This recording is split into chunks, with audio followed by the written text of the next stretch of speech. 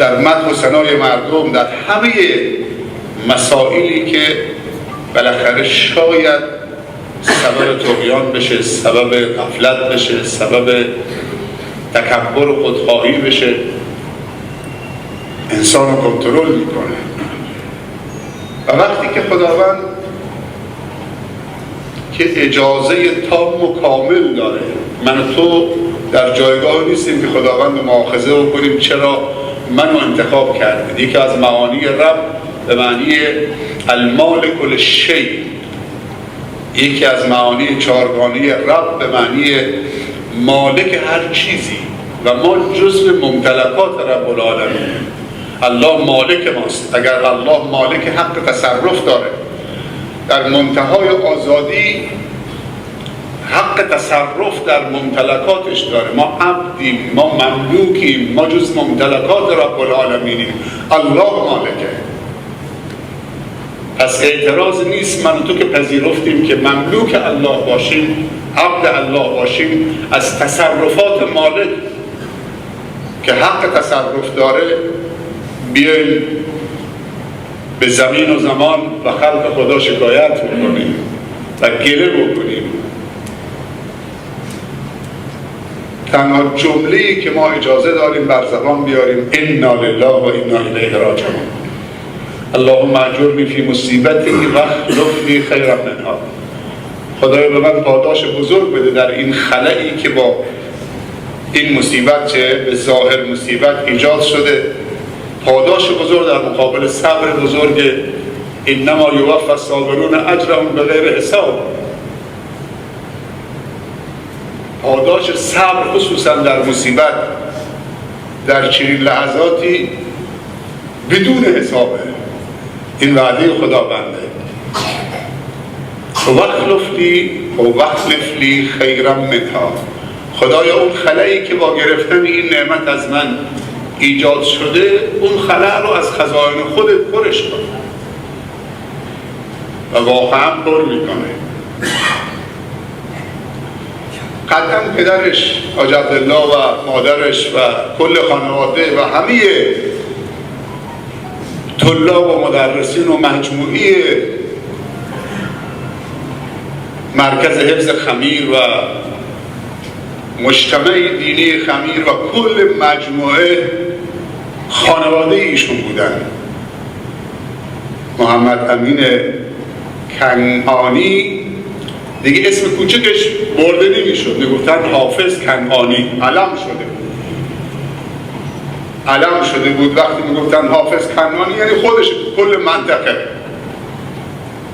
و این امتحان خداوندیش سبب شد که دیگه آوازش و اون صوت دلنشین با تلاوت قرآن به آفاق برسه. حتی فارسی زبانانی که تو آمریکا هم بودن صدای تلاوتش شنیدن و اون کلیپ رو شنیدن و احساس هم عاطفگی و هم متقاضی دعای خیرش بودن و هم درود میفرستادن بر این همتش و همت پدر و مادرش.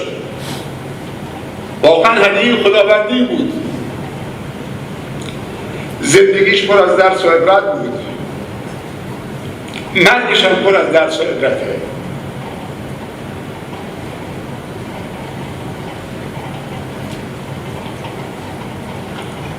ایشون وقتی آمدن مدرسه حفظ خمیر، خب این دارالتحفیظ پله داره، پله‌ش هم باریکه، خود بچه ها باید بتونن کارهای روزمرهشون رو انجام بدن. اول جواب رد بیشون دادن، گفتن تو خب دوتا پات ناقصه، نمیتونید کارهای روزمره تو انجام بدید، برید بالا لباسات بشورید، میدونم فلان ظرفات، برید از پله ها بالا بیاید پایین. نپذیرفتنش. بعد ایشون اونقدر مصر بودن که اینجا باید حضور داشته باشه.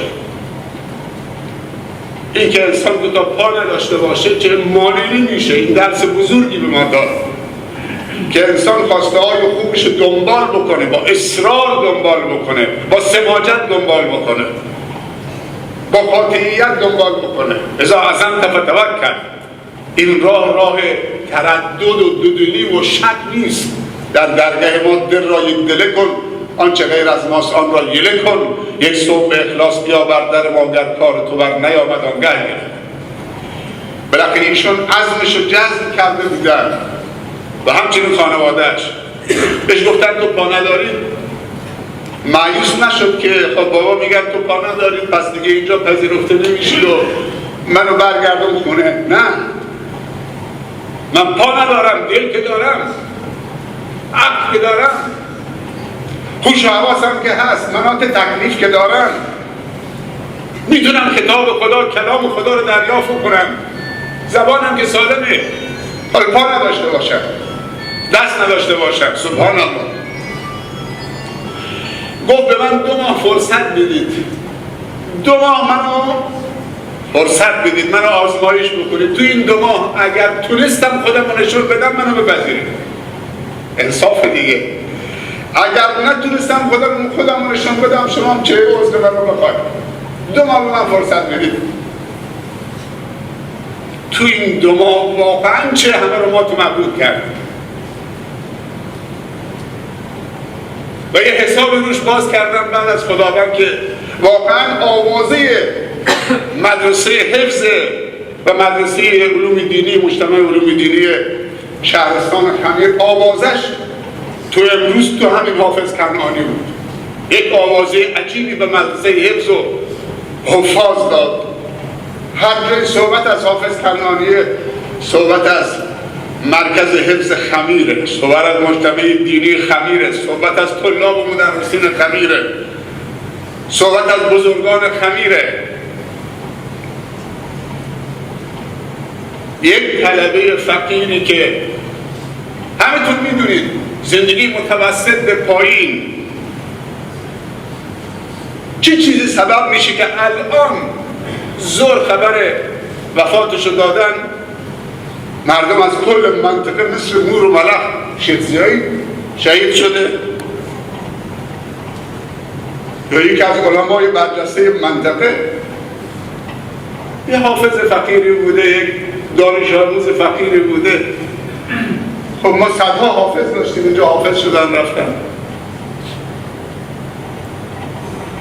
چقدر تجار مردن بعضی موقع. من سراغ دارم که تاجری فوت کرده بود تو منطقه، زنگ زدن به 10 جا زنگ زدن که کسی پیدا بشه نماز روش بخونه، کسی نبود. 10 تا ماشین نبود. ولی هنوز خیلی از مردم باخبر نشدن چه چیزی به انسان ارزش میده و بها میده. این کلام رب العالمینه. بعد خداوند اونجا با 2 تا پا بالاخره آزمایشش کرد، بلکه پا نداشت ولی از همه اونهایی که سالم بودن پا داشتن سریعتر می‌دوید به سوی خدا.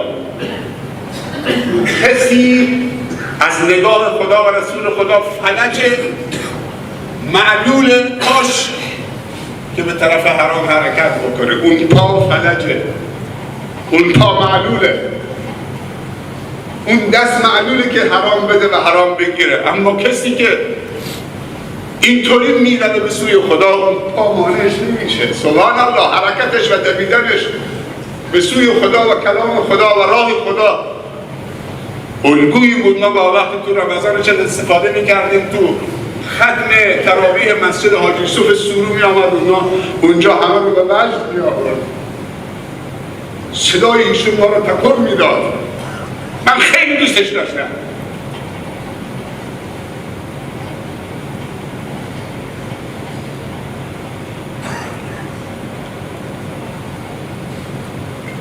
من باید تبریک بگم به پدرش، به آقا سید، به آقا سید، به مسئولین، به همکلاساش تبریک بگم. مردن که برای همه است. تسلیت برای انسان‌های مرده میگم، به خانواده‌هایی که مرده دارن، این که نمرده. 30 جز قرآن تو سینه‌ش. یعنی سرمایه معادل این هست. باید تبریک بگم که بچه‌ای که گناه نمی‌فهمید. از زمانی که چشمش باز کرده بود توی مرکز حفظ بود، بعد حافظ شد، بعد آمد معدل دولتیش 20، معدل حفظش 20، معدل دینیش 20، اخلاقش 20، ادبش، تواضعش، همه چیزش 20 بود. بچه پا نداشته باشه، این همه شاکر خدا باشه، خانواده‌اش رو سربلند بکنه، مجموعه رو سربلند بکنه.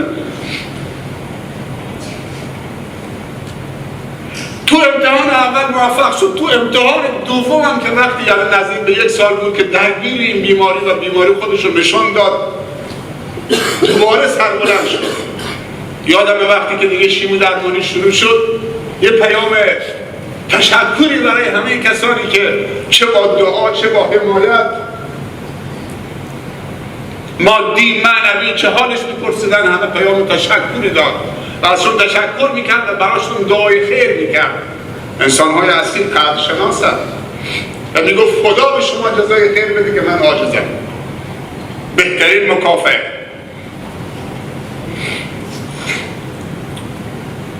خدا رحمتش بکنه و فردوس اعلی نصیبش بکنه. پیامبر صلی الله علیه و سلم می‌فرمایند الماهر فی القرآن مع السفرة الکرام البررة. سبحان الله. بخاطر همین به پدرش میگم تبریک بهت میگم. پیامبر صلی الله علیه و سلم می‌فرمایند کسی که مهارت در کلام رب العالمین قرآن داشته باشه، همراه سفرا یعنی فرشتگان و ملائکه پاک و گرامی چه گرانقدر رب العالمین با اونها داره پرواز میکنه.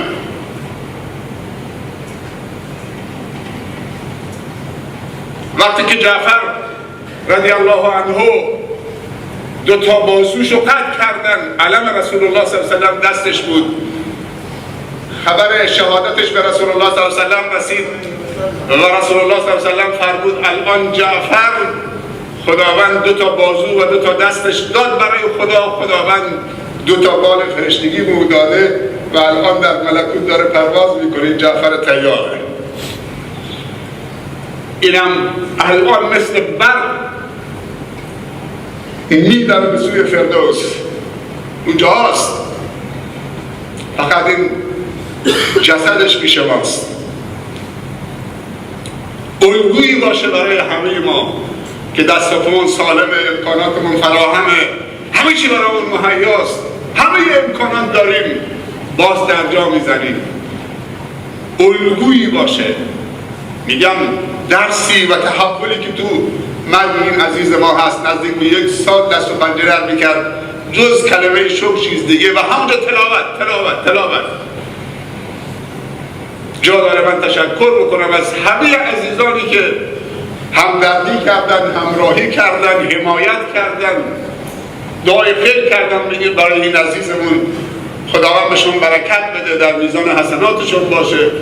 خداوند راه براشون با اون حمایت هاشون درخشان بکنه، به درخشان نورانی بکنه و استقامت نصیبشون بکنه. و خدا جا داره از پدرش و مادرش که همراهی کردن تشکر بکنم، خانواده فرزندشون رو رها نکردن. جا داره تشکر بکنم از مجتمع دینی علوم و مرکز حفظ شهرستان خمیر. جا داره تشکر بکنم به خاطر همراهیشون شیخ مصطفی امامی، شیخ محمد صالح درویش نژادان و همچنین آقای سعیدی که قبول کردن بالاخره ایشون رو همراهی بکنن در تهران ماهای متوالی و همه دوستان و هم